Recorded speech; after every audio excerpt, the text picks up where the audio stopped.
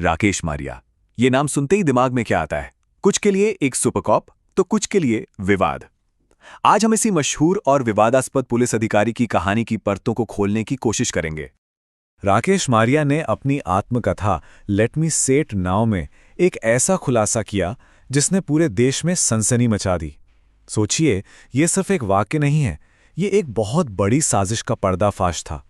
एक ऐसी कहानी की शुरुआत जो हमें जांच पड़ताल की एक बिल्कुल अलग ही दुनिया में ले जाती है।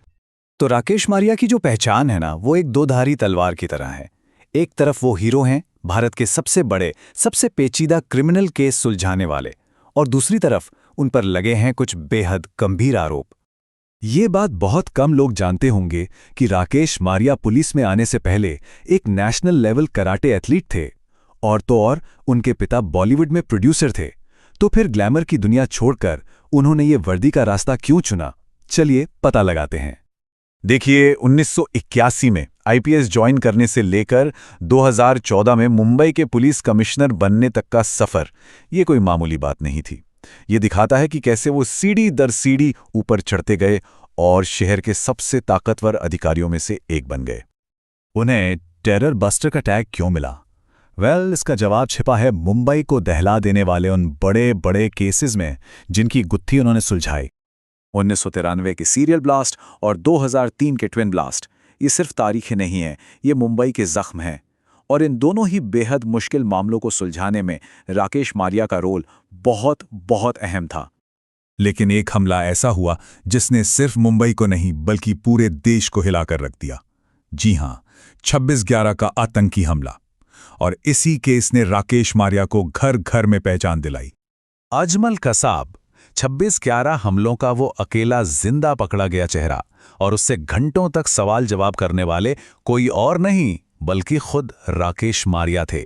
और यकीन मानिए, उस पूछताछ ने पूरे केस का रुख ही मोड़ दिया। जरा सोचिए, क्या होता अगर अजमल कसाब एक हिंदू बनकर मारा जाता? उसकी कलाई पर कलावा होता, गले में एक फर्जी आई कार्ड। पाकिस्तान की साजिश तो यही थी। वो 26/11 को हिंदू आतंकवाद का नाम देना चाहते थे, लेकिन राकेश मारिया की जांच ने इस पूरी साजिश का पर्दाफाश कर दिया और दुनिया के सामने सच लाकर रख दिया। कहते हैं ना, हर सिक्के के दो पहलू होते हैं। तो चलिए अब राकेश मारिया के करियर के दूसरे पहलू पर नजर डालते हैं, जो विवादों से भरा हुआ है।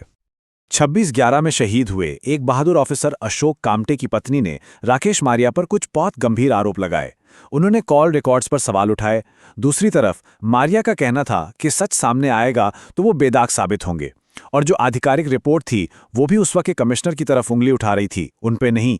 ये एक ऐसी गुत्थी है जो आज भी पूरी तरह सुलझी नहीं है। फिर आया साल 2015 और मुंबई पुलिस पर लगा मॉरल पुलिसिंग का दाग। हुआ ये कि पुलिस ने होटलों पर छापे मारकर कई कपल्स को पकड़ लिया। इस पर बहुत हंगामा हुआ, लोगों में जबरदस्त गुस्सा था।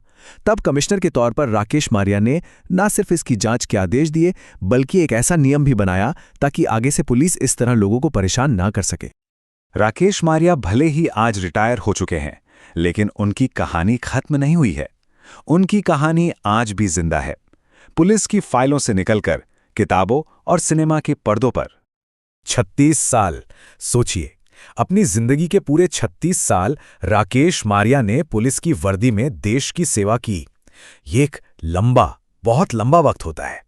उनकी कहानी इतनी दमदार है कि ब्लैक फ्राइडे हो, स्कूप हो या फिर द अटैक्स ऑफ 26/11, न जाने कितनी फिल्मों और वेब सीरीज में उनके काम से प्रेरित किरदार दिखाए गए हैं। इससे पता चलता है कि उनका असर कितना गहरा रहा है। और ये सिलसिला अभी रुका नहीं है। जल्द ही डायरेक्टर रोहित शेट्टी राकेश मारिया की जिंदगी पर एक ऑफिशियल बायोपिक बनाने जा रहे हैं।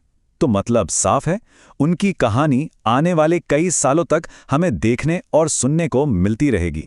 तो आखिर में सवाल वहीं आकर रुक जाता है, राकेश मारिया कौन है? एक सुपर कॉप जिसने मुंबई को कई बार बचाया, या फिर एक विवादास्पद अधिकारी जिन पर हमेशा सवाल उठते रहे? शायद इसका कोई एक सीधा साधा जवाब नहीं है। ये एक ऐसी विरासत है जिसके बारे में हर किसी की अपनी राय हो सकती है।